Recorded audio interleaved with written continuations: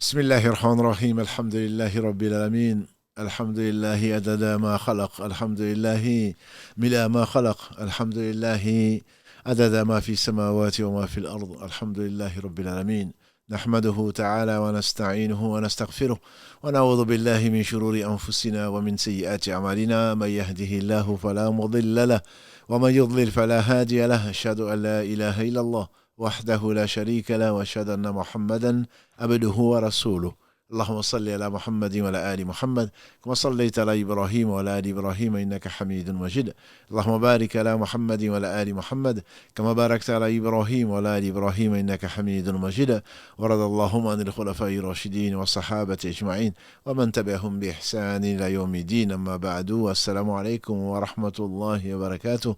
Mes sœurs, mes frères, les louanges, les remerciements, les éloges appartiennent aux vivants qui ne meurent pas. Je nomme Allah, le premier qui n'a pas de début, le dernier qui n'a pas de fin. L'omniscient, l'omnipotent, le parfait dans son essence et dans tous ses actes. Nous le louons. J'atteste qu'il est donc le seul digne d'adoration. J'atteste la véracité de l'exemplarité de la prophétie de Mohammed ibn Abdillah. Qu'Allah bénisse ce prophète, qu'Allah a envoyé comme miséricorde pour les univers, pour nous permettre de traverser ce monde sans nous perdre. Qu'il bénisse sa famille, ses compagnons et tous ceux qui les auront suivis dans le droit chemin, nous faire l'honneur d'en faire partie. Ensuite donc, nous allons continuer, Inch'Allah, par la permission d'Allah et par une faveur d'Allah sur nous, cet épisode ou cette série sur ce bas monde. Ce bas monde, effectivement, comme l'a dit le prophète sallallahu alayhi wa sallam dans un hadith rapporté par l'imam al-Tirmidhi, qui le juge bon. D'après un hadith dit par Abu Huraira qu'à la Grèce, ce bas monde est maudit. Maudit, c'est qu'il contient, n'est-ce pas que ce bas monde est maudit, plus exactement. Maudit, c'est qu'il contient, sauf le rappel d'Allah, subhanahu wa ta'ala, et ce qui peut lui être assimilé, l'enseignant et l'élève. Donc Allah nous compte parmi l'une des deux catégories, et qu'Allah nous préserve de sa malédiction, qui est le fait de l'éloignement de sa miséricorde. Nous sommes donc dans ce 5e épisode de cet épisode, donc si important qui est le bas monde, comment le traverser, est à notre souci, sans nous perdre. Nous avons vu que Allah, par miséricorde, a envoyé les messagers, il a envoyé conserver le livre, il a envoyé, il nous a mis sur la voie droite. On ne saurait le remercier pour cela et pour tous ses bienfaits, et tout bienfait vient de lui. Ensuite, il nous a permis, il nous a éclairé sur les obstacles, ce qui nous y attend, c'est les épreuves, c'est pourquoi il a créé ce bas monde. Et la semaine dernière, nous avions vu comment s'y comporter. Comment s'y comporter pour éviter justement d'être perdu.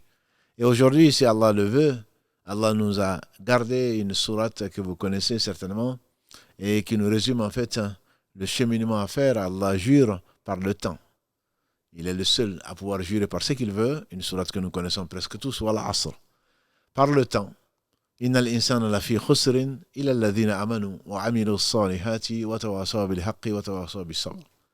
Allah jure donc dans cette courte sourate par le temps. Et il est le seul à jurer par ce qu'il veut parce que tout autre doit jurer par lui. Celui qui jure par autre que Allah subhanahu wa ta'ala, le prophète nous a béni, nous a averti. Celui qui jure par autre que Allah, il a mécru ou il a associé à Allah. Parce que si je jure, ça veut dire que je prends à témoin une chose qui est pour moi est la chose la plus importante. Or, Allah est au-dessus de tout. Par son être, par ses noms et attributs dans tous ses actes. Il est incomparable. Rien ne lui ressemble. Comment alors se jurer sur la tête de sa mère, ou jurer sur la tête de son enfant, ou jurer sur autre chose? Ceci n'est pas permis dans l'islam. Ensuite, Allah jure par le temps. Certains, je ne vais pas rentrer dans le détail, puisque sinon le détail risque de nous perdre, disent que le temps c'est parce que c'est la chose la plus importante, et on le verra d'ailleurs. Certains disent non, on parle du Asr lui-même, c'est-à-dire que la prière de l'après-midi, qu'on appelle le Asr, et le prophète sallallahu alayhi wa sallam a dit donc que quand Allah dit Hafidhu ala salawat wa salatul wusta, la prière du milieu, Allah dit et gardez, préservez, observez les prières, surtout celle du milieu. Et le prophète sallallahu alayhi wa sallam nous a appris que la prière du milieu, c'est celle du Asr. Et il a dit également que celui qui rate sans excuse religieuse cette prière, c'est comme s'il avait perdu tous ses biens et toute sa famille. Donc, d'aucuns disent que quand Allah jure par Al-Asr, il jure par cette prière. D'autres disent non, il jure par le temps et combien il est important. Time is life, comme nous aimons le dire, et pas time is money, comme le disent les anglo-saxons. La prière, c'est de l'argent. Non, la prière est beaucoup plus. La prière est beaucoup plus, puisque la prière, c'est la vie elle-même. La vie de ce bas monde, c'est le temps. Qu'Allah subhanahu wa ta'ala nous le bénisse. Et donc, Allah dit wal asr, innal insana lafi khusrin. L'homme est certes en perdition. Il n'a pas dit l'homme est perdu. L'homme est en perdition dans son chemin vers inéluctable, vers moi, vers la vie dernière, puisque nécessairement l'homme est un voyageur, comme nous l'avons vu la semaine dernière, et que Karim, qu'Allah le bénisse, a choisi comme réel, en réalité, soit dans ce bas monde, a dit le prophète sallallahu alayhi wa sallam, quand il a pris Ibn Omar radiallahu ta'ala anhuma par l'épaule, soit dans ce bas monde comme un étranger ou comme un passant. Donc nous sommes tous en voyage. Allah dit wal asr innal insana lafi khusrin, c'est-à-dire que depuis qu'il a commencé ce voyage avec sa naissance jusqu'à sa mort, puisque ce n'est qu'un passage obligé, il est en perdition, il court le risque d'être perdu. Ô Seigneur, Ya Allah, comment ne pas être perdu? Et Allah nous donne les clés du succès dans ce bon monde. Il dit illa alladhina amanu wa amilu s-salihati wa tawasaw bil haqqi wa tawasaw bis sabr. Le prétentieux, c'est celui qui pense se passer d'Allah, se pense de passer de la révélation, pense se passer du messager d'Allah sallallahu alayhi wa sallam, pense se passer d'autrui, et notamment le tout sachant, Allah subhanahu wa ta'ala, qui seul sait, parce que c'est lui qui a créé. Illa alladhina amanu, sauf ceux qui ont cru, wa amilu s-salihati, et qui ont fait les bonnes œuvres, wa tawasaw bil haqqi, ceux qui s'enjoignent donc la vérité, on dit l'islam, wa tawasaw bis sabr, ceux donc qui également s'enjoignent donc la patience. Commençons donc par illa alladhina amanu, la foi. Quand Allah décrit subhanahu wa ta'ala celui qui l'a créé, comme il a tout créé, quand Allah décrit la vie de ce bas monde, qu'est-ce qu'il dit? وَاعْلَمُوا أَنَّمَا الْحَيَاةُ الدُّنْيَا, on l'a déjà vu, لَعِبٌ وَلَهْوٌ وَزِينَةٌ وَتَفَاخُرٌ بَيْنَكُمْ وَتَكَاثُرٌ فِي الْأَمْوَالِ وَالْأَوْلَادِ. Sachez, sourate 57, verset 20, sachez, ô vous qui êtes ignorants, Allah est le seul sachant, sachez que la vie de ce monde n'est que jeu, divertissement, concurrence dans les biens et dans les enfants. Et il donne l'exemple. Et ensuite il dit wa fil akhirati, la vraie vie, dans la vie, l'éternel, wa fil akhirati, dans l'autre vie, dans l'au-delà, adhabun shadidun wa maghfiratun min Allahi wa ridwan. C'est soit un châtiment terrible, adhabun shadid, soit un pardon, wa maghfiratun min Allahi wa ridwan, et sa satisfaction, c'est ce que l'on recherche. C'est le but. Et ça, c'est le verset, donc, 20. Dans le verset 51, qu'est-ce qu'il dit? Sabiqu ila maghfiratin min rabbikum. Sabiqu ila maghfiratin min rabbikum wa jannatin ka'ardu sama wal ardu uiddat lil muttaqin. Le verset qui suit, quand Allah nous dit que c'est que la vie de ce bas monde, ce n'est que jouissance temporaire, ce n'est qu'amusement, ce n'est que divertissement, concurrence pour pas grand-chose. Et dans le verset qui suit, sabiqu, rentrer en concurrence pour obtenir l'agrément d'Allah. Maghfiratun min rabbikum wa jannat, et un paradis aussi vaste que le ciel et la terre, préparé pour les pieux, ou préparé plutôt pour wa jannatin ka'ardu sama wal ard uiddat lil ladina amanu billahi wa rusulihi. Lil ladina amanu billahi wa rusulihi. Préparé pour qui? Pour ceux qui croient en Allah et à ses messagers. Donc ceci nous montre l'une des provisions indispensables, le fait de croire à quoi? C'est illa alladhina amanu. Cette vie n'est en réalité effectivement se réduit à un amusement et dont la conséquence, l'insouciance, l'ingratitude. La conséquence, c'est le châtiment d'Allah subhanahu wa ta'ala qui nous en préserve. Juste. Il nous avertit, il n'est pas obligé de nous avertir. Nous avons tous, comme nous le disons souvent, pris l'engagement devant Allah quand il nous a tirés des reins d'Adam, verset 172 de la sourate 7 Al-Araf, de n'adorer que lui. Néanmoins, il nous a par miséricorde, il nous a envoyé ses messagers, il nous a laissé le livre dont nous avons hérité. Il nous a donné une raison, il nous a donné un cœur pour ressentir, pour revenir vers lui. Il nous dit, vous êtes tous perdus sauf ceux qui croient. C'est-à-dire que quand tu ne crois pas, effectivement, tu es non seulement en perdition, mais ce qu'il te réserve à la fin de la sourate, à la fin de ce verset 20, c'est Azabun Shadid. un châtiment terrible. Ou alors, parce que tu as cru, plus le reste qu'on verra, Inch'Allah, maghfiratun min rabbikum wa rahma. Et qu'il y aura maghfira, une miséricorde d'Allah et sa satisfaction. Donc la foi est indispensable pour espérer traverser ce bas monde.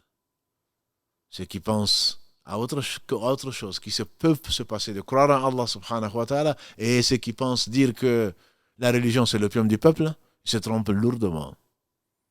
Ce peuple, si Allah l'a choisi, si le paradis, la majorité des paradis sont des pauvres, ça ne veut pas dire qu'ils sont pauvres de cœur. C'est toi qui es pauvre. La vraie richesse, a dit le prophète sallallahu alayhi wa sallam, la vraie richesse, n'est-ce pas que c'est la richesse du cœur. Ils ont un cœur. Et cette pauvreté les amène vers Allah. Cette pauvreté augmente leur foi. On a eu dimanche dernier Kevin qui s'est converti à l'islam. Qu'est-ce qu'il nous a dit? Est-ce que vous pouvez me permettre de partager quelque chose avec vous? Je me sentais, on m'a dit que j'étais condamné. J'ai une maladie, ils m'ont donné beaucoup de médicaments, mais pensant qu'elle est inguérissable. Le soir, je me suis levé, j'ai invoqué Allah. J'ai invoqué Allah, j'ai pleuré, j'ai invoqué Allah. Et le lendemain, je me suis réveillé guéri. Je ne prends plus de médicaments. Bon, vous y croyez, vous n'y croyez pas. Allah est témoin. Et on avait des dizaines de frères et de sœurs qui étaient témoins. Ce n'est pas moi qui l'ai raconté, c'est lui qui l'a raconté. Celle qui s'est levée et qui n'a rien, et qui a faim, et qui meurt de faim ou presque, qui rencontre qui? Ou qui est SDF, et qui rencontre qui? Quelqu'un qui lui propose à manger, quelqu'un qui lui propose un toit. Tu crois qui est le pauvre parmi vous? C'est pas lui, c'est toi. Parce que tu as des yeux qui ne voient pas. Des yeux peut-être composés de cônes et de bâtonnets, mais en réalité, ce n'est pas ça qui est aveugle, comme Allah le dit. وَإِنَّهَا لَا تَعْمَلْ الْأَبْصَارِ.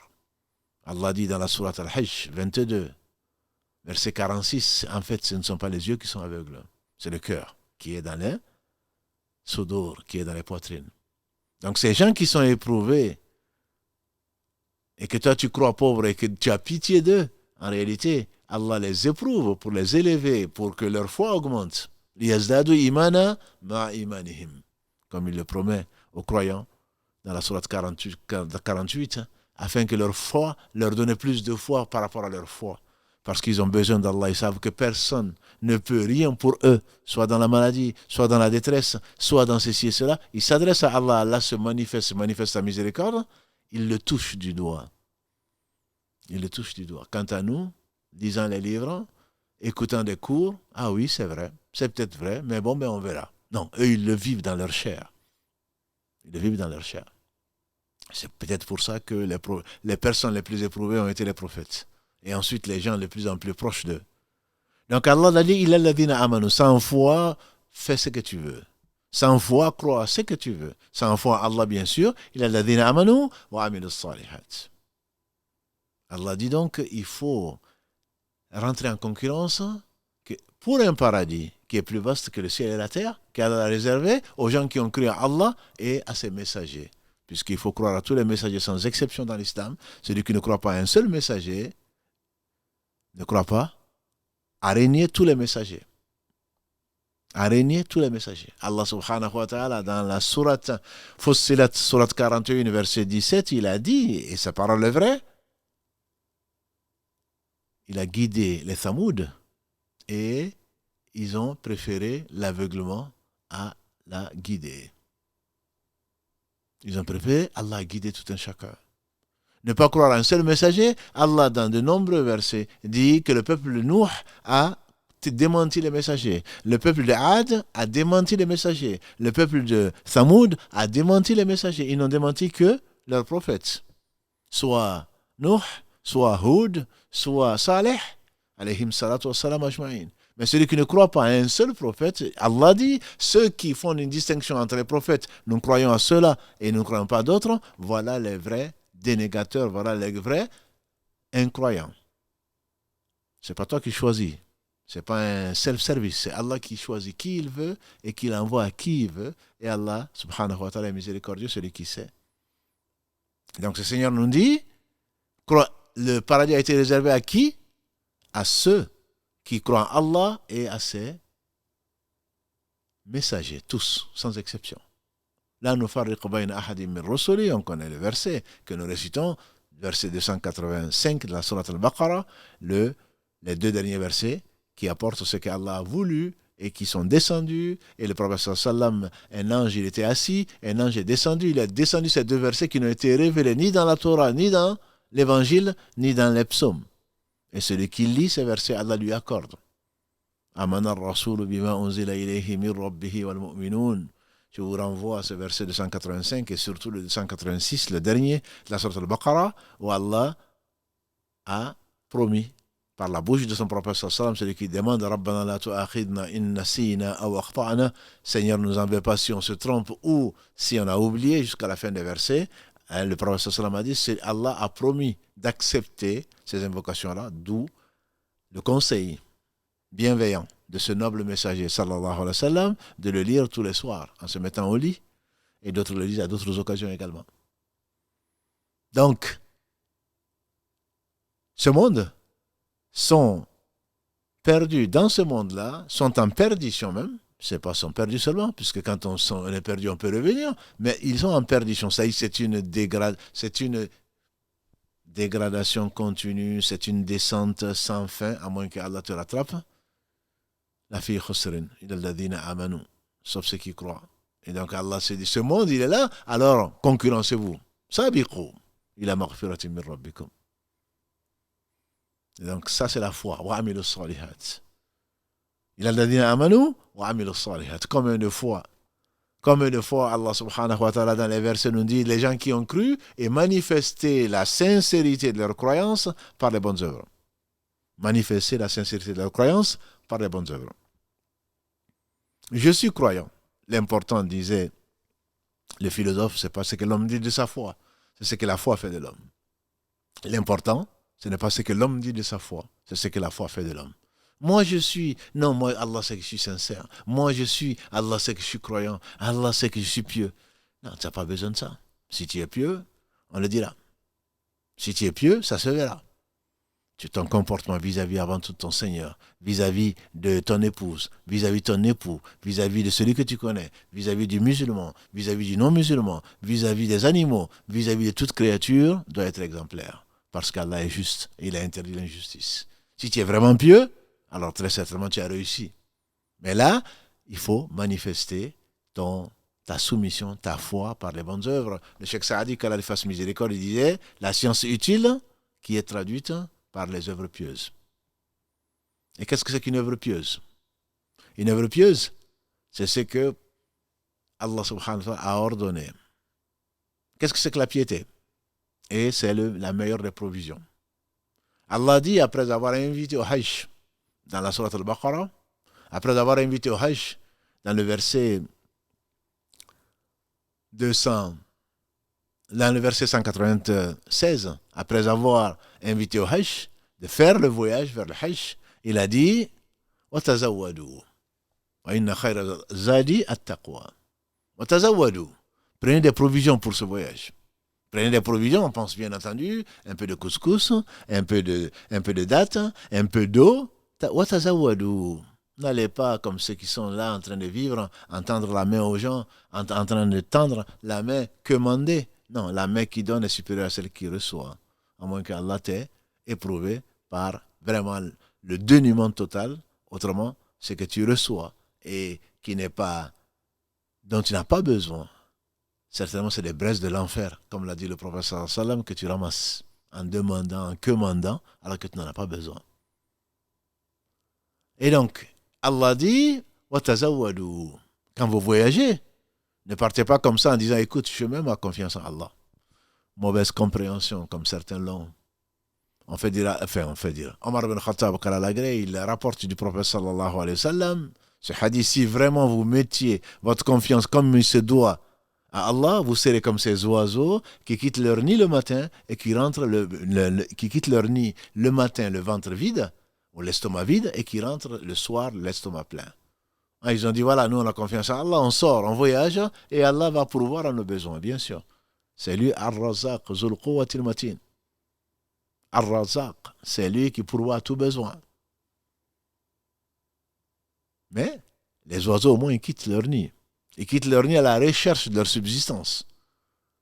Et ils reviennent parce qu'ils ont fait confiance en Allah. Ils ont été chercher leur subsistance. Allah a mis sur leur route leur subsistance. Mais il ne s'agit pas de sortir des missionnaires ou irresponsables en espérant avoir la subsistance auprès d'autres personnes que d'Allah subhanahu wa ta'ala. Donc, prenez vos précautions.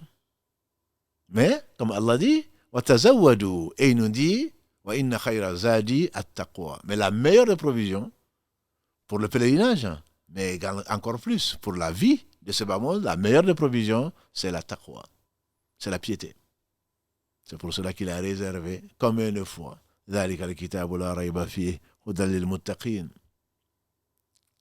وسارعوا إلى مغفرة من ربكم وجنة عرضها وجنة عرضها السماوات والأرض وعدت للمتقين. Toujours Allah invite les muttaqin. ألا إن أولياء الله لا خوف عليهم ولا هم يحزنون الذين آمنوا وكانوا يتقون. C'est cette taqwa, c'est ça la vraie provision de ce bas monde, c'est quoi? C'est cette taqwa.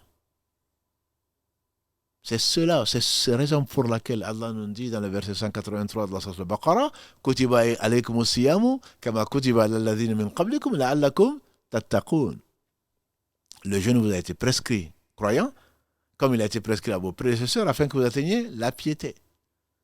Donc cette taqwa, ce livre a été envoyé, guide pour qui? Pour les pieux. Précipitez-vous vers le pardon d'Allah, dans la sourate 3, verset 313. Wasari'u ila maghfiratin min rabbikum, de votre Seigneur, le pardon de votre Seigneur, concourez rapidement. Wasari'u, vite. Précipitez-vous vers le pardon de votre Seigneur pour avoir le paradis plus vaste que les cieux et la terre, qui a été réservé à qui? Aux muttaqoun, aux muttaqin, à ceux qui sont pieux. Qu'est-ce que c'est que la piété? La piété, justement, c'est celle qui est la meilleure provision, dit Allah, pour le voyage, pour le hajj, comme pour toute chose. Wa inna khayra zadi at-taqwa. Cette taqwa, donc, c'est la meilleure des provisions dans ce bas monde. Et le prophète sallallahu alayhi wa sallam nous l'a défini. Il a défini, et après lui, ses héritiers ont également défini la taqwa. Et on fait dire à Ubay ibn Ka'b, qui est un compagnon du prophète sallallahu alayhi wa sallam, on dit que Omar ibn Khattab, radiallahu ta'ala anhu, lui a demandé qu'est-ce que c'est que la taqwa. Il a dit, est-ce que tu es déjà passé, Omar, dans un champ miné, on dirait aujourd'hui, dans un champ épineux? Il a dit oui. Il dit, mais qu'est-ce que tu as fait? Il dit, j'ai évité de me faire piquer par des épines. Il dit, c'est ça la taqwa. Dans ce bas monde, comme tu sais que le champ est miné, que tu as ton shaitan qui est qui veut t'amener en enfer, que tu as des gens qui te veulent du mal, que tu as ton nafs qui ordonne le mal, tu fais attention à ce que tu fais. Mais plus exactement, on fait dire à Talq ibn Habib, c'est peut-être la définition la plus connue de la taqwa. La taqwa, c'est l'obéissance à Allah à partir d'une lumière d'Allah et en espérant son agrément. Et c'est s'éloigner de la désobéissance d'Allah à partir d'une lumière d'Allah en craignant son châtiment. Donc ceci, c'est la meilleure des provisions. Obéissance à Allah parce que tu sais que Allah est le plus miséricordieux. Tu sais que Allah est le seul digne d'adoration. Et tu connais Allah. Et donc tu sais qu'il n'a besoin de rien. Et qu'il est sans égal, qu'il n'a pas d'enfant, qu'il n'a pas de compagne, qu'il n'a absolument besoin d'aucune de ses créatures. Et c'est lui qui a tout créé sans besoin. Et que ce Seigneur subhanahu wa ta'ala a révélé, on dit à partir de la lumière, d'une lumière venant d'Allah, c'est-à-dire à partir de la révélation, disent les savants, et en espérant sur sa miséricorde, en espérant sur son paradis. Si tu adores Allah en disant « j'ai pas besoin de ton paradis », Allah te mettra en enfer. C'est que tu ne crois pas en lui. Tu ne le connais pas en réalité. Et t'éloigner de sa désobéissance, et Allah n'a rien interdit que le mal, ou le mal l'emporte sur le bien. Il n'a rien ordonné que ce qui te fera de toi un meilleur homme, pour ne pas dire une meilleure femme, ou une meilleure créature, dont chacun sera satisfait, chacun sera à l'abri de tes méfaits. Parce que nous sommes tous égarés, sauf ceux qu'Allah a guidés. Donc la taqwa, c'est l'obéissance à Allah, à partir d'une lumière d'Allah, c'est avec la révélation, espérant sa miséricorde. Et c'est s'éloigner de la désobéissance à Allah à partir d'une lumière d'Allah, de la révélation, craignant son châtiment. En d'autres termes, si nous prenons le cas du jeûne, concrètement, on fait dire Ali, le 4e calife de l'islam, ce noble compagnon du prophète sallam, on lui fait dire, la taqwa, c'est al-khawf min al-jalil, la crainte du majestueux. Al-amal bit tanzil, le fait d'appliquer ce qui a été révélé, ce qui a été révélé pour toi. De garder ce qu'Allah a voulu garder, de le connaître, de l'aimer, de faire du bien autour de toi, c'est ça la taqwa. Al-amal bit tanzil, al-istidad, le fait de se préparer pour demain. Qu'est-ce que tu vas emporter avec toi demain? Ce sont les bonnes œuvres. 3 choses accompagnent le mort. 2 retournent et une seule reste, a dit le prophète sallallahu alayhi wa sallam. 3 choses accompagnent le mort. Sa famille, ses biens et ses œuvres. 2 retournent, sa famille, ses biens et ne reste que dans sa tombe. Et pour l'accompagner jusqu'à la résurrection, qu'est-ce qui va rester? Ses œuvres. C'est pour ça qu'Allah dit wasari'u. Faites vite. Sabiqu. Rentrez en compétition pour ce paradis qui sera, Inch'Allah, l'héritage qu'Allah a accordé aux gens qui sont pieux. L'istidal yom rahil wa al-rida bil qalil. Et le fait de se contenter de peu. Et en réalité, c'est ça la vie. Quand tu jeûnes, tu te contentes de peu, tu te contentes de manger peut-être une fois par jour. Tu te prépares avec le jeûne, celui qui jeûne avec foi en Allah et espoir en sa récompense. Pour Allah subhanahu wa ta'ala, il lui accorde ce qu'il n'a accordé à personne, il lui pardonne tous ses péchés. Il lui fait rentrer au paradis par l'une des 8 portes qui s'appelle la Rayyan. Et sa récompense, c'est lui qui va la lui accorder. Le fils d'Adam, toutes ses œuvres lui appartiennent, sauf le jeûne. Et Allah dit, le jeûne m'appartient. C'est moi qui vais le récompenser. Et donc la récompense d'Allah, bien entendu, il n'y a pas de pareil, ni de similaire. Quand tu jeûnes, c'est pour cela. Et donc dans le jeûne, tu vas retrouver tout ça. Al-khawf min al-jalil, si je ne jeûne pas, je désobéis à Allah, Allah promet ce qu'il promet, sa promesse, sa menace est une réalité. Al-amal bil tanzil, parce que Allah t'a ordonné de jeûner. Al-istidad, donc tu prends comme provision les bonnes œuvres, et arida bil qalil, tu ne sauras pas amener le monde entier. L'avidité a amené notre père Adam à désobéir à Allah, à aller manger de cet arbre. Le fils d'Adam ne remplit son estomac que la poussière de la tombe, comme l'a dit le prophète sallallahu alayhi wa sallam, après avoir dit, si tu lui donnes une vallée d'or, il va chercher une autre. Il va convoiter une autre vallée d'or. Ne remplit l'estomac du fils d'Adam que la poussière. Donc, Amilu Salihat, c'est tout ce que Allah aime subhanahu wa ta'ala et agrée. Alors, pour que l'œuvre, il a indiqué à son prophète sallallahu alayhi wa sallam, il a mis dans le cœur, mais il a indiqué à son prophète sallallahu alayhi wa sallam ce qu'il aime. C'est d'ailleurs une des 3 raisons pour lesquelles Allah a envoyé tous ses prophètes, pour que l'on sache qui il est, et qu'est-ce qu'il aime, et quelle est la récompense de ceux qui font ce qu'il aime. Ce qu'il aime, c'est ce qu'il a révélé, et dont il a fait l'exemple vivant, Muhammad sallallahu alayhi wa sallam et les prophètes avant lui, à leur peuple. L'exemple vivant, puisque quand il aimait, quand il parlait pour Allah, quand il ordonnait pour Allah, quand il saisissait pour Allah, quand il se taisait, c'est pour méditer, c'est pour se rappeler Allah subhanahu wa ta'ala. Et quand il donnait pour Allah. Quand il aimait pour Allah. Il atteint la perfection, si on peut parler de perfection, pour un être humain. Donc, les bonnes œuvres ne sont acceptées d'Allah, qui se passe de tout, qu'à 3 conditions. L'islam, comme Allah dit subhanahu wa ta'ala, وَمَنْ يَبْتَغِ غَيْرَ الْإِسْلَامِ دِينًا, Surat 3, Ali Imran, verset 85, celui qui cherche à se rapprocher d'Allah par une autre voie que l'islam, Allah ne l'accepte pas de lui. Et au jour du jugement dernier, fera partie des perdants.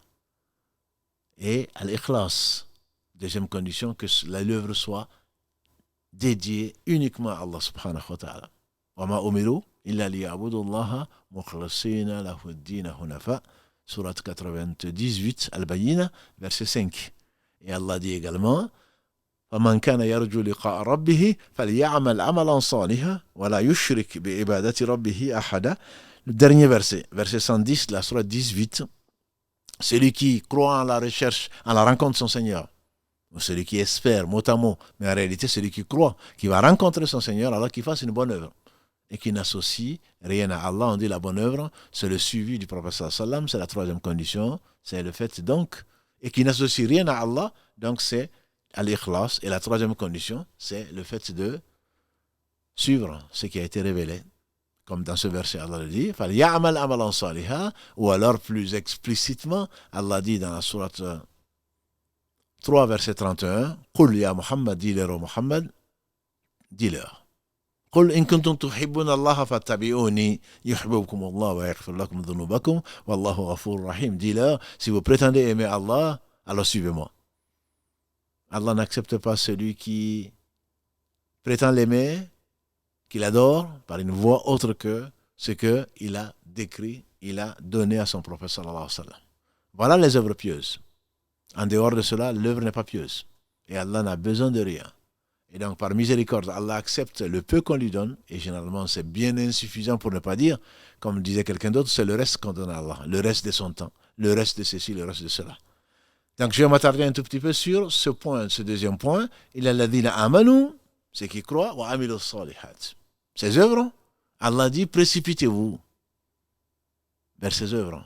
Dans la sourate 18, quand Allah nous décrit, dans le verset 45, وَضْرِبْ لَهُمْ مَثَلَ الْحَيَاةِ الدُّنْيَا, dit, frappe-leur la parabole de la vie de ce bas monde, qu'on a déjà vu il y a 2 épisodes, quand Allah définit le bas monde, il est le seul à savoir ce que c'est, et qu'il est éphémère, et que c'est comme l'eau qui descend sur le sol, un sol qui est aride, et les plantes poussent, et ensuite les vents les emportent, ils s'assèchent, et les vents les emportent comme un vieillard, et qui va vers sa tombe, sûrement.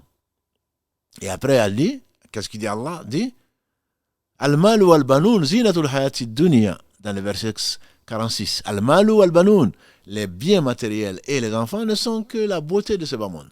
Wal-baqiyatu salihatu khayrun inda rabbika. Quant aux baqiyat, wal-baqiyatu salihat, ce qui reste de pieux, c'est mieux chez ton Seigneur. Baqiyatu salihat, on parle souvent de les 5 prières, parce que la prière étant le deuxième pilier, le premier pilier matériel, l'œuvre après la foi que Allah aime le plus. Wal-baqiyatu salihat, c'est ce qui reste après toi. Parmi les bonnes œuvres, c'est mieux chez ton Seigneur en tant qu'œuvre, en tant que rétribution, et en tant qu'espoir de rétribution. Et donc ces œuvres, Allah nous dit de nous précipiter à les faire. Parce que c'est celles qui vont durer, c'est celles qui nous servir. Et donc, on va revenir donc sur ce hadith qu'on a commencé d'Ibn Omar, qu'Allah l'a ainsi que son père, qui nous a dit kun fi dunya ka'annaka gharib aw abiri sabil. Soit dans ce bas monde comme un étranger, on est resté dessus la semaine dernière, ou un passant, un voyageur. En fait, cette vie, c'est un voyage. On l'a entamé dès le moment où on est venu dans ce bas monde, et on la finira le moment où on rencontrera l'ange de la mort. Et donc, il dit, comme un voyageur. Les savants disent, un voyageur, qu'est-ce qu'il fait? Il ne va pas s'installer. Il ne va pas prendre un crédit à la banque ou ailleurs pour construire une maison. Il ne va pas s'appesantir à une table. Il va prendre ce dont il a besoin. Parce qu'il ne s'installe pas. Il ne s'appelle plus étranger quand il s'installe. C'est un habitant. Non, c'est un étranger. Il est de passage. Il prend juste ce dont il a besoin. Ce dont on a besoin, ce sont les bonnes œuvres. C'est tout, c'est cela. Il n'y a que ça qui sert au jour du jugement dernier. Et donc, Ibn Omar, qu'Allah l'agrée, qui a bien compris ce que le prophète sallallahu alayhi wa sallam, le message qu'il a fait passer, il dit, quand tu es au matin, n'attends pas le soir. Quand tu es au soir, n'attends pas le matin. Prends sur ta vie pour quand tu seras mort et sur ta santé pour quand tu seras malade. Quand tu es au matin, a-t-il conseillé à ceux à qui il a parlé, ainsi qu'à nous, puisque ça nous a été transmis, Allah l'a conservé. Quand tu es au matin, n'attends pas le soir. Parce que peut-être que tu ne verras pas le soir. Et je suis sûr qu'un jour, tu ne verras pas le soir. Quand tu es au soir, n'attends pas le matin. Peut-être que tu ne verras pas le lendemain. Comme les gens meurent dans la nuit, comme les gens meurent le jour. Ils ne verront les uns ne verront pas la nuit, d'autres ne verront pas le jour. Quand tu es au matin, n'attends pas le soir. Quand tu es au soir, n'attends pas le matin. Prends sur ta vie pour quand tu seras mort, parce que tu vas mourir. Innaka mayyitun wa innahum mayyitun. Dit Allah subhanahu wa ta'ala à son prophète sallallahu alayhi wa sallam. Tu vois la mort dans la sourate Zumar. Tu vois la mort et les voilà morts également. Prends sur ta vie pour quand tu seras, pour quand tu seras mort et sur ta santé pour quand tu seras malade. Ibn Abbas radiallahu Anas ibn Malik radiallahu ta'ala anhu disait, le professeur sallam a dit, ni'matan maghboubun fihi kathiran min an-nas, as-siha wal faragh. Deux bienfaits qui passent inaperçus ou dont beaucoup de gens ne profitent pas. As-siha, la santé, wal faragh, le temps libre. La santé et le temps libre. Et le prophète sallallahu alayhi wa sallam, dans un hadith authentique, disait, Badiru, précipitez-vous à faire cette chose. Précipitez-vous avant que vous soyez empêchés de le faire. Il apparaît de la santé. Avant que tu sois malade et que tu sois empêché de faire la chose. Comme les gens dans les hôpitaux ou même chez eux n'arrivent plus à faire ce qu'ils font. Mais Allah est miséricordieux. S'ils faisaient du bien, Allah demande aux anges d'inscrire ce qu'ils faisaient de bien quand ils étaient en bonne santé. Pourquoi ? Parce qu'ils savaient que la santé est une précieuse valeur donnée. Et donc ils se précipitaient. Et avant qu'ils soient malades, ils ne peuvent plus le faire. Il a dit, la jeunesse, avant d'être vieux, avant la vieillesse qui va t'empêcher, la décrépitude, beaucoup de choses que tu pouvais faire quand tu étais jeune, et que dit le proverbe, si jeunesse savait et si vieillesse pouvait. C'est trop tard. Si tu savais que la vie était courte et que tu allais devenir vieux, tu aurais certainement profité de la vie. Profiter de la vie, c'est profiter pour emmagasiner les bonnes œuvres. C'est profiter du temps, profiter de la santé. La vie, pour la santé pour quand tu seras malade. La jeunesse pour quand tu seras vieux ou âgé. La richesse avant d'être pauvre. Dépense ce que tu as, parce que la richesse va te donner l'opportunité de donner à droite, donner à gauche, de rentrer au paradis et d'avoir le pouvoir demain, pouvoir justifier, parce que si tu ne le fais pas, demain, tu seras interrogé sur comment tu l'as eu et comment tu l'as dépensé. Et la richesse, si tu ne dépenses pas, certainement tu vas la laisser à tes héritiers, comme l'a dit le prophète sallallahu alayhi wa sallam, qui préfère le bien de ses héritiers à ses biens. Ils ont dit, mais personne, ya Rasulallah, qui de sensé va préférer les biens de ses héritiers? Il a dit, le bien de ses héritiers, c'est ce que tu auras laissé. Tu n'auras pas dépensé. Ton bien, ce qui va te profiter, c'est ce que tu as dépensé. Tu vas te profiter dans l'au-delà. Il a dit de profiter donc de la vie avant la mort, parce que ça s'arrête, donc on a dit, sauf trois choses. Après la mort, la science utile que tu as donnée, un enfant pieux que tu as laissé, qui prie pour toi, c'est un investissement que tu fais. C'est une bonne œuvre. La science et également Sadaqa Jariya, le puits que tu as construit, la mosquée à laquelle tu as contribué, la médersa que tu as construite pour que les gens apprennent leur religion, lisent le Coran, etc., etc. Ça va te profiter. Sinon, là, tu as investi effectivement. Tous tes actes vont s'arrêter en dehors de cela. Donc, ce temps libre, quand Ibn Abba et il y a Dajjal, il a dit, alayhi salatu wassalam, et Dajjal, quelle grande fitna qui va venir, contre laquelle le prophète sallam nous a demandé de ne pas terminer la prière avant de demander protection auprès d'Allah contre lui et contre trois autres choses. Et la mort, bien sûr, quand elle va arriver, que tu vas t'arrêter. Donc le prophète alayhi salatu wassalam nous a dit de nous précipiter vers le bien. Tu ne sais pas si tu vas avoir demain. L'intelligence est celui vraiment qui dépense de son temps parce que le temps ne t'appartient pas. Ce temps était tellement précieux aux yeux des gens qui ont compris. Le prophète sallallahu alayhi wa sallam, il a dit, alayhi salatu wassalam, l'âge moyen de ma communauté, c'est entre 60 et 70 ans. En effet, la communauté du prophète sallallahu alayhi wa sallam, là où Allah a voulu que les musulmans vivent, en tout cas aujourd'hui, peut-être demain, l'âge moyen est entre 60 et 70 ans. Toi, c'est la longévité, n'est-ce pas, que tu recherches. Vis autant que tu veux, tu vas mourir. Mais l'âge moyen de ma communauté, a dit le prophète sallam, est entre 60 et 70. Lui-même a vécu 103 ans. Abu Bakr a vécu 103 ans. D'autres ont vécu moins ou plus. L'imam Ibn Qayyim a vécu 60 ans. Et l'imam An-Nawawi a vécu, on a vu, 45 ans. Mais Allah les a aimés. Allah les a fait faire des choses qu'il aime, de telle façon qu'ils ont laissé après eux des choses dont nous parlons encore aujourd'hui et on espère dont on parlera encore beaucoup plus tard. Quels sont les compagnons du prophète sallam qui ont vécu plus de 60 ans?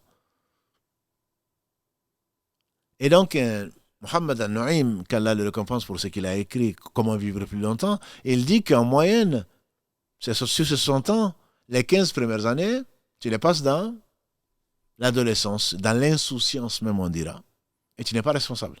Allah ne te rend pas responsable, en tout cas en tant qu'homme.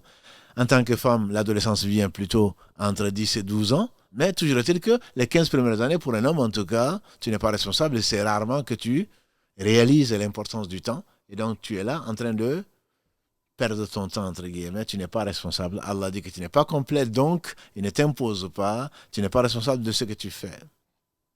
Tu n'es pas responsable de ce que tu fais. À partir de l'âge de la puberté, tu es responsable. Donc ça fait 15 ans en moins. Il dit que manger, boire, faire ses besoins, si tu y consacres 2 heures de ta journée, ça te fait en réalité 2 ans. 2 ans qu'il faut soustraire, que tu ne peux pas utiliser en faisant des bonnes actions. On dit d'ailleurs que le prophète sallallahu alayhi wa sallam, quand il sortait des toilettes, vous savez, des toilettes, de ses besoins, quand il finissait ses besoins, il disait « Ghufranak », ton pardon. On dit que c'est parce qu'il n'a pas, pendant qu'il était en train de faire ses besoins, il n'a pas pu se rappeler Allah par la langue. Ghufranak. Ghufranak, Seigneur, pardonne-nous. Ça, c'est le repentir des meilleurs. Pardonne-nous de ne pas t'avoir pas remercié comme il se doit et plus que nous l'avons fait parce que nous avons été muqassiroun, nous avons été des gens qui ont été négligents, qui n'ont pas loué comme il se faut, comme il le fallait. Il te reste 23 ans. Tu enlèves 2 ans, tu enlèves 15 ans, il te reste 23 ans sur ces 60 ans si Allah te prête vie. Mais il est vrai, comme disait Abu Bakr, qu'Allah l'agrée, dans ce qui a été rapporté par l'imam Ahmad et l'imam Tirmidhi, que quelqu'un a demandé au prophète sallam quels sont les meilleurs. Il dit les meilleurs, c'est ceux qui vivent longtemps et en faisant de bonnes œuvres. Et les pires, c'est ceux qui vivent longtemps en faisant de mauvaises œuvres. Donc, comme tu ne sais pas quand est-ce que tu vas mourir, l'intelligence va t'imposer de ne pas passer un tant soit peu de ne pas le perdre. C'est pour cela qu'ils ne sont vraiment pas raisonnables. Ils sont vraiment pas raisonnables. Il te reste 23 ans. Et 23 ans, si tu n'as pas adoré Allah, jour et nuit, 7 sur 7. 24 sur 24, c'est impossible. Tu auras passé 20 ans à dormir, que je n'avais pas soustrait, en dormant 8 heures par jour. Tu auras passé 20 ans à dormir, le tiers de ta vie. Il va te rester 23 ans, il faut profiter. On dit que Majd al-Din, Abu al-Baraka, c'était le grand-père d'Ibn Taymiyyah, qu'Allah fasse tout de miséricorde.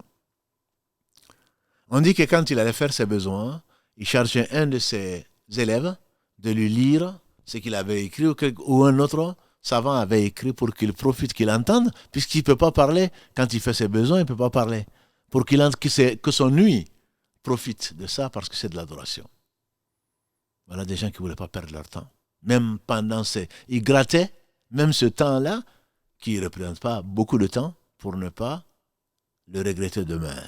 On regrettera tous une chose. Si Allah nous fait miséricorde de nous faire rentrer au paradis, on va regretter n'avoir pas fait assez de bonnes actions.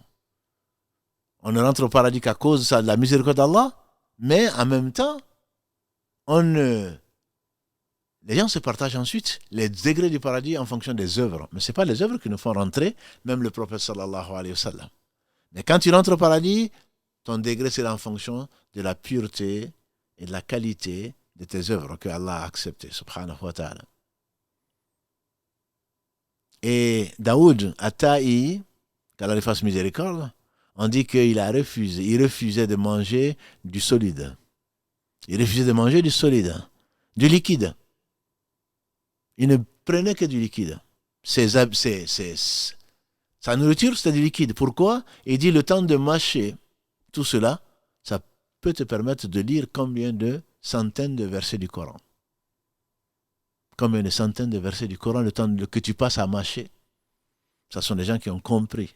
On fait de Omar ibn Abdelaziz, qu'Allah lui fasse miséricorde. Hein. Ce temps, il t'use. Le temps, il t'use. La vie et ce temps t'usent. Alors use-les. Use-les dans le bien. Use-les dans le bien. Car si tu savais que ce qui te reste de la vie, si tu en savais, certainement tu n'aurais pas dormi, tu n'aurais même pas mangé, tu te précipiterais vers le pardon, la demande de pardon d'Allah subhanahu wa ta'ala, en t'adonnant à son adoration. Mais cela ne veut pas dire, contrairement à ce que certains peuvent penser, que quand le prophète sallallahu alayhi wa sallam, dans le hadith de Sahal ibn Sa'ad as-Sa'adi, qu'on a vu la semaine dernière, qui dit, quelqu'un vient lui demander, Ya Rasulallah, conseille-moi. Donne-moi une chose, si tu me la donnes, si je le fais, Allah va m'aimer. C'est ce qu'on cherche. Et les gens vont m'aimer en même temps. C'est ce qu'on espère. Il a dit, renonce à ce bas monde. Donc les gens ayant compris, mal compris cela, certains vont se retirer du monde. Le prophète sallallahu alayhi wa sallam nous a dit, le croyant qui vit avec les autres, qui supporte leur mauvais côté, entre guillemets, est meilleur que celui qui se retire. Il y en a qui vont dire, non, moi je ne vais pas manger, je ne vais pas beaucoup manger. Beaucoup, j'entends par là, je ne vais pas manger ce que j'aime. Et renonce à ce bas monde, ça ne veut pas dire de renoncer aux bonnes choses de ce bas monde. Ça veut dire que utilise-les à bon escient. C'est que renonce à tout ce qui t'éloigne d'Allah.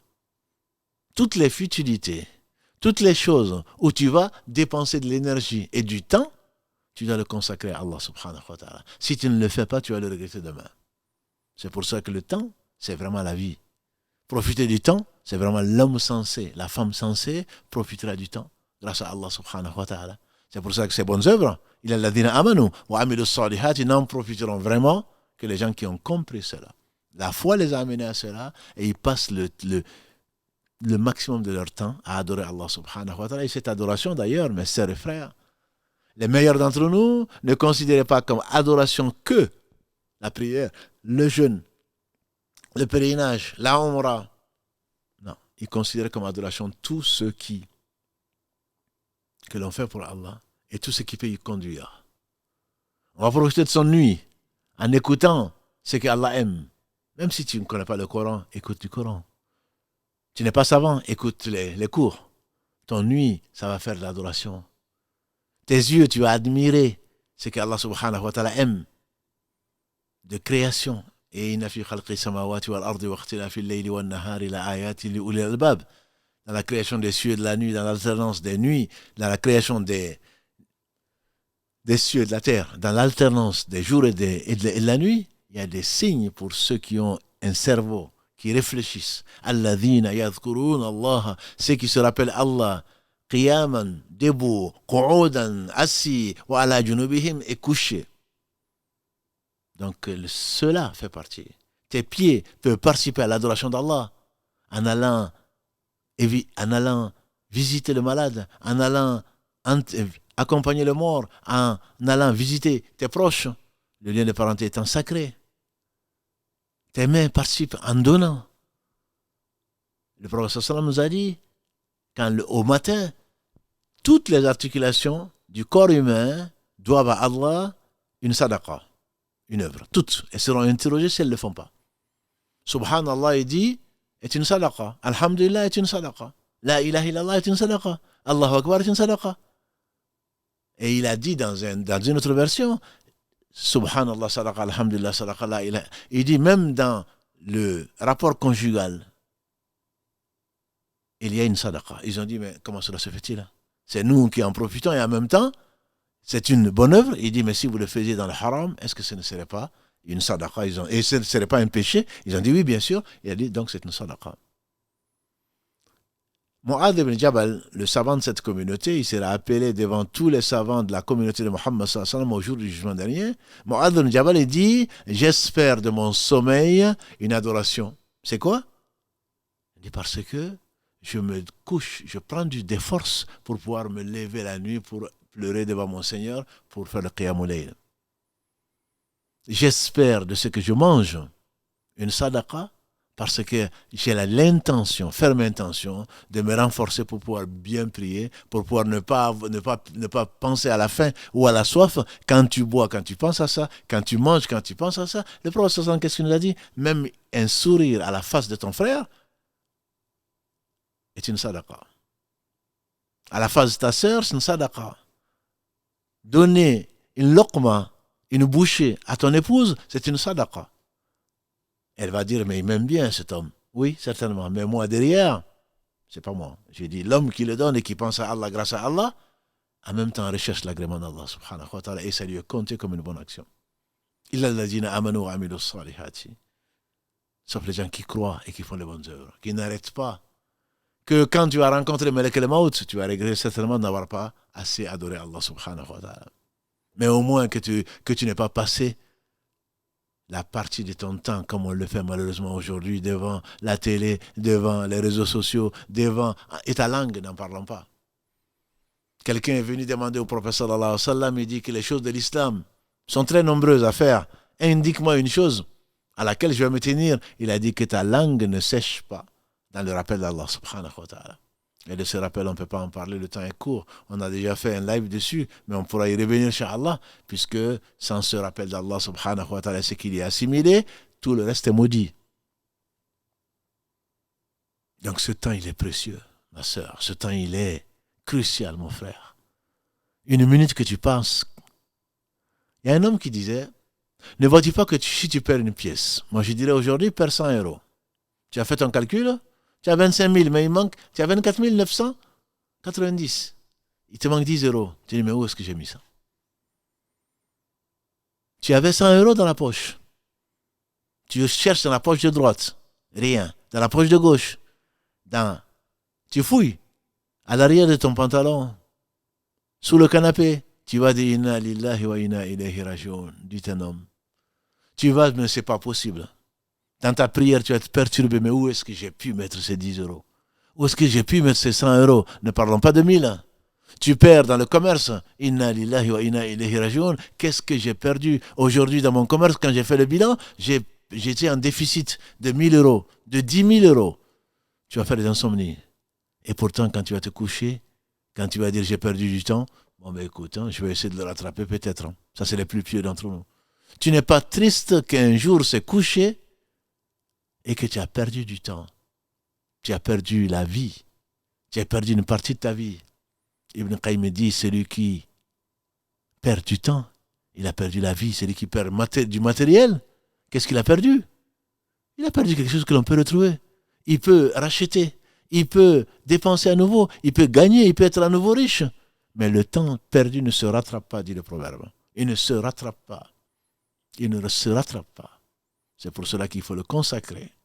Il faut le consacrer à ce qui est utile, ce qui te sera utile. Je vois que le temps passe très très vite, qu'Allah subhanahu wa ta'ala nous le compte néanmoins parmi les bonnes œuvres. Et c'est l'une des meilleures provisions, c'est le temps. Il faut profiter pour faire de bonnes œuvres. Il y a les amanu wa amilu salihati wa tawasaw bil haqqi qui s'enjoignent, parce qu'ils sont ensemble, qui s'enjoignent la vérité. On dit l'islam, mais également ceci montre que tout seul, comme l'a dit le prophète sallam, tu es avec ton shaitan. 2, ils sont un peu plus éloignés. Et 3, ça devient le groupe. Illa alladhina amanu wa amilu salihati wa tawasaw bil haqq. La bonne compagnie. La bonne compagnie, a dit le prophète sallam, de ce que vous savez, c'est comme celle du vendeur de musc. On n'a pas été créé pour vivre seul. On a été créé pour vivre en compagnie. Quand tu es en voyage, si tu as des bons compagnons, le voyage devient agréable. Le voyage devient agréable. Ils s'enjoignent, ils se conseillent. Ad-dinu nasiha, a dit le prophète sallam. La religion, mais toute la religion, c'est le bon conseil. C'est la loyauté. On dit envers qui? Il dit envers Allah. envers son livre, envers son messager, envers les chefs, les responsables des musulmans et le musulman lambda. La bonne compagnie, c'est celle des gens qui te rappellent Allah. Le prophète m'a dit, l'exemple de la bonne compagnie, c'est l'exemple du vendeur de musc. Tu l'accompagnes. Il est en train toujours de faire, ceux qui ont traversé les aéroports le savent, ils sont en train toujours il veut te vendre son musc. Là, il te vend le savoir. Tu entends? Il le montre aux gens, il enseigne. Tu finis par retenir quelque chose. Même le perroquet retient des choses. Il y a des enfants qui sont là en train de jouer, mais en réalité, comme on l'avait avec Mohamed Barakallah fait, ce sont des éponges. Le fait que tu sois là, même si tu ne comprends pas tout, mais il y a des choses qui restent, alhamdulillah. Au moins tu risques d'avoir l'odeur. Soit il t'en offre, alhamdulillah, il t'enseigne quelque chose de bien, soit, ça c'est les savants, soit il t'en vend, parce que tu as été chercher, tu apprends quelque chose auprès de lui, au prix d'effort, soit alors, au moins tu risques de sentir bon parce que ce qu'il a dit reste autour. Ça te revient quelque part. Quand tu veux faire une chose qui n'est pas bien, on te le rappelle. Allah n'aime pas ça. Et si tu te lèves pour qu'on fasse ça?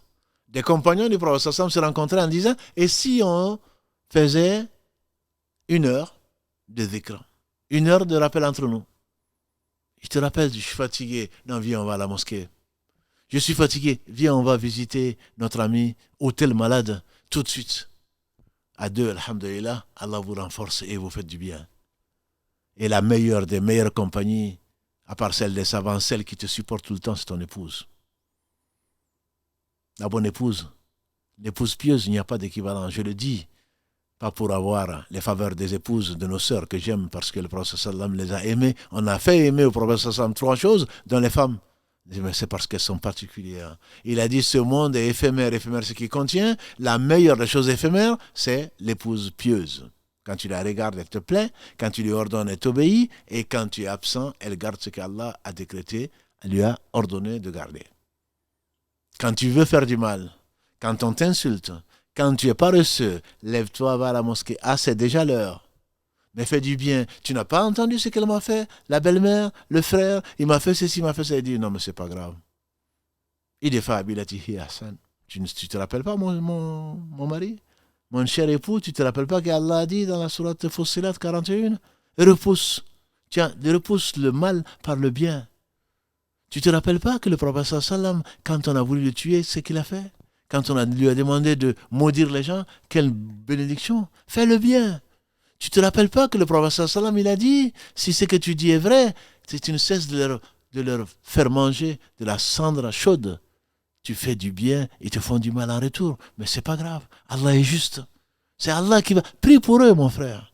Prie pour eux, mon ami. Prie pour eux, mon mari. Ça, c'est la femme pieuse, ça.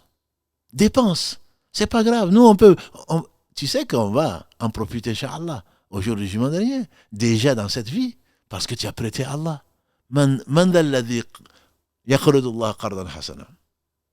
Qui te rappelle ce verset-là? Qui donc prête à Allah un beau prêt? Ça c'est le voisin, ça c'est le compagnon pieux. Ça c'est la compagne pieuse, c'est avec elle que tu restes le plus longtemps. C'est pour ça qu'il ne faut pas faire un mauvais casting. Il faut qu'Allah nous pardonne si on l'a fait, qu'Allah nous pardonne, et il faut essayer de se reformer ensemble la bonne compagnie. Subhanallah, la bonne compagnie, il n'y a pas mieux. Dans cette vie, parce que tu voyages, vous allez dans la même direction. Non, toi tu veux aller vers Allah, l'autre te retire. Tu sais que tout le monde a une voiture. Toi tu n'en as pas, tu es le dernier, toi, bon à rien. Tu sais que tout le monde a une maison. Tu es le seul à n'en avoir pas, parce que tu ne veux pas faire de crédit. Tu sais que tout le monde fait ceci. Tu sais qu'est-ce que les gens vont dire.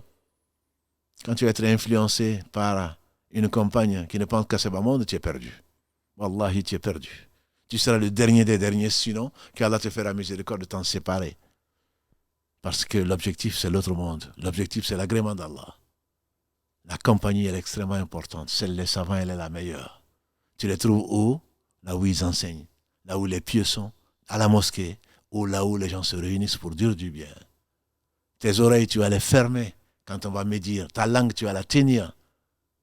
Parce que quand tu vas commencer à dire, quelqu'un, ton ami, quelqu'un qui te veut du bien, va te rappeler, attention, peut-être qu'on est en train de médire. Il ne va pas te dire non, tu es médisant. Il faudrait peut-être que l'on vérifie ce que l'on entend. Parce que le prophète sallam a dit, il suffit de raconter tout ce que l'on entend aujourd'hui sur les réseaux sociaux, entre les uns et les autres, dans les mosquées, sur les marchés, n'importe où, à la radio, à la télé. Il suffit de raconter tout ce que l'on entend pour mériter d'être appelé un menteur, a dit le prophète sallallahu alayhi wa sallam, comme il a dit. La compagnie, elle est extrêmement importante. Elle est importante. C'est l'une des plus belles provisions, la compagnie.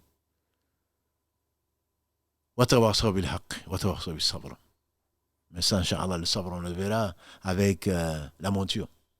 Tu ne vas pas traverser ce monde. Tu ne vas pas le supporter tant que tu n'auras pas cette patience-là. Et Allah aime les patients. Mais ça, on en a déjà parlé. On en parlera, Inch'Allah, la semaine prochaine, si Allah le veut. Et ensuite, ce qu'il te faudra, ma soeur, mon frère, c'est de te rappeler souvent Allah. Les pieux se rappellent Allah. Les pieux se rappellent le jour du jugement dernier. Si vous saviez ce que je sais, vous rirez peu, a dit le prophète sallam. C'est pas, il y a des gens qui aiment faire rire, on aime leur compagnie parce qu'ils font rire, même parfois en mentant, alors que le prophète sallam a dit, je garantis le paradis, le milieu du paradis à celui qui abandonne le mensonge même en plaisantant. Les MDR et les LOL se sont répandus, mais c'est pas grave. Quand je le raconte, ils savent que je ris. Non, tu rigoles pas. Wallahi, si tu savais ce que le prophète savait, tu aurais pleuré, tu aurais peu ri. Si les animaux savaient ce qu'on savait sur ce qui nous attend, vous n'en auriez pas eu de la viande, il a dit alayhi salatu wassalam. Donc le rappel d'Allah, sous toutes ses formes. Tout doit te rappeler Allah. Tout doit te rappeler Allah. Tu as perdu du temps, mais comment tu vas le rattraper? Tu ne peux pas. Tu as perdu la vie? Alhamdulillah. Peut-être que tu es dans un jardin du paradis. Tu as perdu des biens, tu peux les rattraper. Les gens t'ont dépassé par la quantité de ceci et de cela, c'est pas grand-chose. Parce que ça pèse pas lourd dans la balance. Mais tu as fait de l'injustice.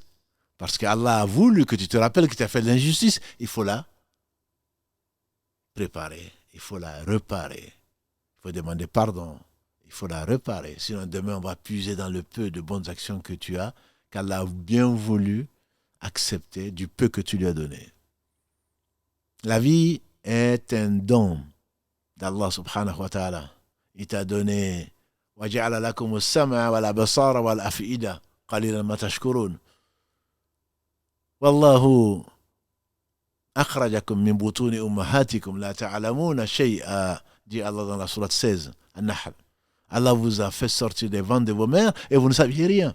وَجَعَلَ لَكُمُ السَّمْعَ وَالْأَبْصَارَ وَالْأَفْئِدَةَ. Il vous a donné, lui, la vue et la foi, ou plutôt le cœur, afin que vous soyez reconnaissants. Tous ces organes, on sera interrogés dessus. C'est un dépôt qu'Allah te donne.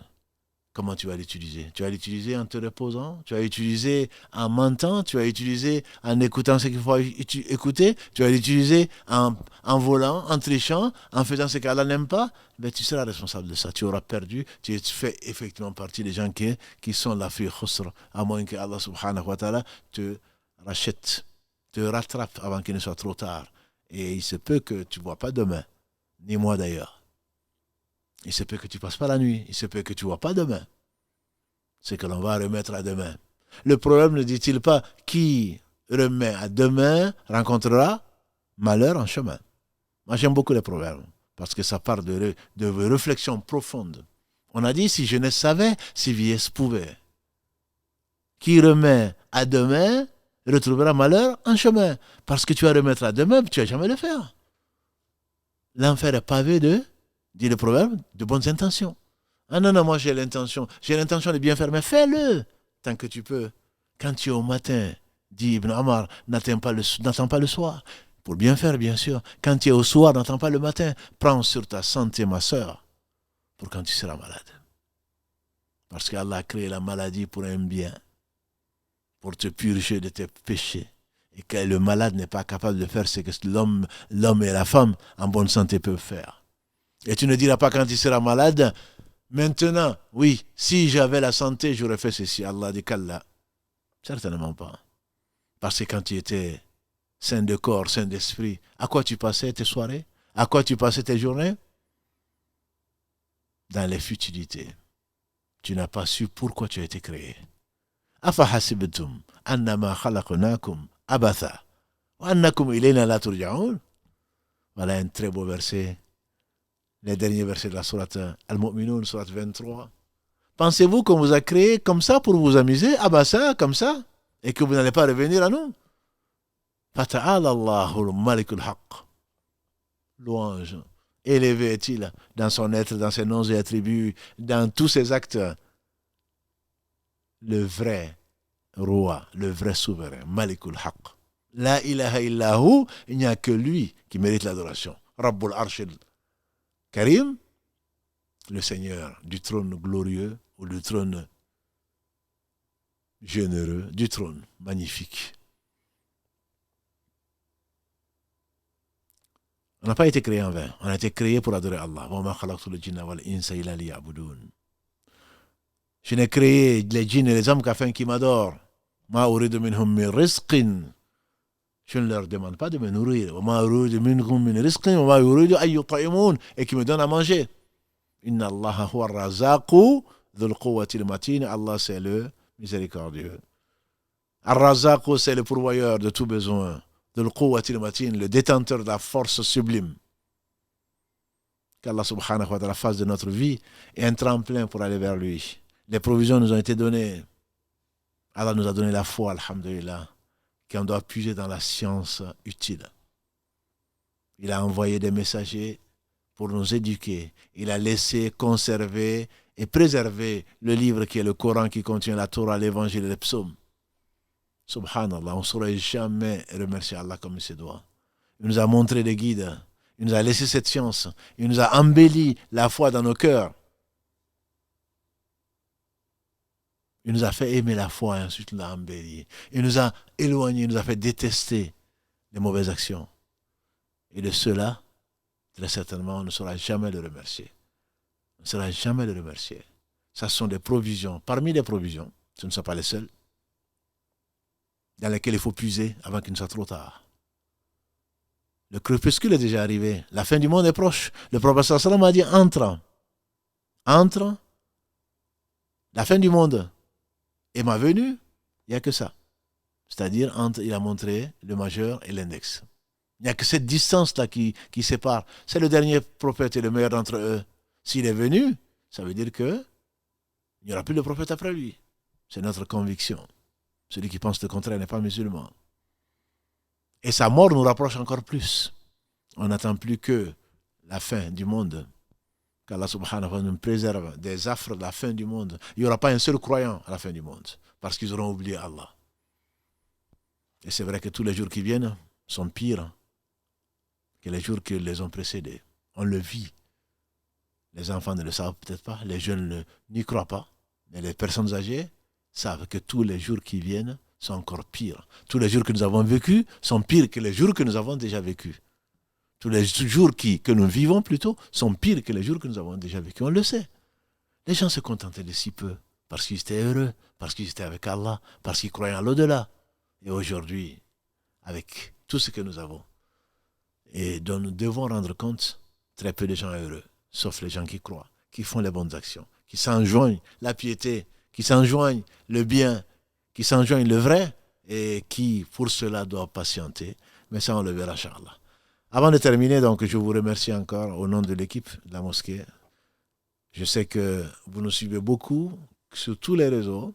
Karim nous en rend régulièrement compte. Et qu'Allah vous bénisse, qu'Allah vous aime. Allah nous éduque au travers les uns des autres. Nous formons aujourd'hui, comme vous le dites parfois, dans vos commentaires, une grande famille. C'est vrai. On ne se connaît peut-être pas, sauf peut-être à travers ce réseau ou d'autres. Rares sont les gens qu'on a vraiment rencontrés. Certains au Hajj. Je leur passe le salam pour ceux d'entre eux que j'ai rencontrés. Et on est étonné de s'aimer pour Allah subhanahu wa ta'ala. Et vos mots nous touchent. Vos remerciements, on espère que c'est un signe de la satisfaction d'Allah subhanahu wa ta'ala. Et si Allah m'a enseigné une chose depuis ces vidéos, ces rencontres virtuelles, c'est bien qu'il y a des gens qui aiment Allah. Malgré nos mauvais comportements, malgré nos comportements qui ne sont pas exemplaires, malgré notre éloignement d'Allah, j'en ai vu, j'en ai lu, des gens qui pleurent de leur éloignement d'Allah. Des gens qui apprécient ce qui est dit quand on parle d'Allah. Et bien entendu, des gens qui sont malades quand ils entendent parler d'Allah, des ennemis d'Allah. On prie pour eux, comme faisaient les prophètes, en tout cas, c'est ce que nous a demandé. On prie pour eux. Mais cela n'enlève rien à Allah subhanahu wa ta'ala. On peut avoir le cœur le plus pervers, comme le plus pervers des cœurs, cela n'enlève rien à Allah subhanahu wa ta'ala, sa toute puissance et à ses dons, ni à sa générosité, ni à sa puissance. Donc en tout cas, qu'Allah vous aime pour l'amour d'Allah qu'il a mis dans votre cœur, qui vous fait aimer les gens qu'on espère qu'Allah aime, subhanahu wa ta'ala, et qu'Allah nous fasse aussi aimer les œuvres qui nous font mériter l'amour d'Allah. Parce qu'aimer Allah, c'est une chose, mais le plus important, c'est qu'Allah nous aime. Aimer les gens qui aiment Allah, et on sera avec les gens qu'on a aimés dans ce monde. Donc on demande à Allah d'aimer, de nous faire aimer les gens qui l'aiment. Et s'il les aime, c'est qu'il va les rapprocher, ou il les a déjà rapprochés dans l'au-delà, et qu'il nous rassemble avec cela. Mais également, on demande à Allah, pour terminer, comme le disait le prophète sallam, de nous faire aimer les œuvres qui concourent à son amour. Parce que beaucoup de prétentieux existent. On aime Allah, on aime l'islam, mais qu'est-ce que tu fais de ta vie? Qu'est-ce qui t'enchaîne autant pour perdre autant de temps? Qu'est-ce qui t'appelle, qu'est-ce qui t'empêche, si ce n'est ton Satan, de répondre à l'appel d'Allah? Mais je sais que parmi nous, alhamdulillah, qu'Allah nous pardonne nos dépassements et nos erreurs et nos négligences. Ce qu'il faut savoir, c'est qu'on ne juge personne, alhamdulillah. J'ai rencontré des gens qui pleurent pour leurs péchés, qui se disent qu'ils sont impardonnables, parce qu'ils croient en Allah, ils croient au jour du jugement dernier. Mais à les voir, on a tendance à les juger. On leur souhaite certainement le meilleur. On leur souhaite une réforme. Parce qu'un jour viendra, la réforme sera inutile parce qu'il n'y aura pas de réforme. C'est le jour où tu vas rencontrer l'ange de la mort, ne le dis pas, attends que je fasse du bien. Qu'Allah subhanahu wa ta'ala bénisse le meilleur des hommes par qui Allah nous a guidés, celui qu'il a envoyé comme miséricorde pour les univers, qu'Allah bénisse ses compagnons qui ont donné leur vie et leur personne et leur bien pour que la parole d'Allah soit la plus élevée. C'est ça le vrai sens de la lutte pour Allah subhanahu wa ta'ala. Qu'Allah subhanahu bénisse nos savants qui ont donné leur temps, ils passaient des nuits à veiller, des jours à enseigner le bien. Qu'Allah soit satisfait d'eux et qu'Allah les récompense par le meilleur, qu'il nous donne l'amour de ces gens-là pour qu'ils nous rassemblent avec eux et on ne les atteindra sûrement pas à la cheville et qu'Allah subhanahu wa ta'ala nous réunisse dans le bien et dans l'amour qu'on a pour lui et que rien que pour cela et que toutes nos dévotions, tout notre temps ne soit pas occupé par des futilités, que notre énergie soit dirigée vers quoi? Vers la satisfaction d'Allah subhanahu wa ta'ala. سبحانك اللهم وبحمدك أشهد أن لا إله إلا أنت أستغفرك وأتوب إليك سبحان ربك رب العزة عما يصفون وسلام على المرسلين والحمد لله رب العالمين والسلام عليكم ورحمة الله وبركاته.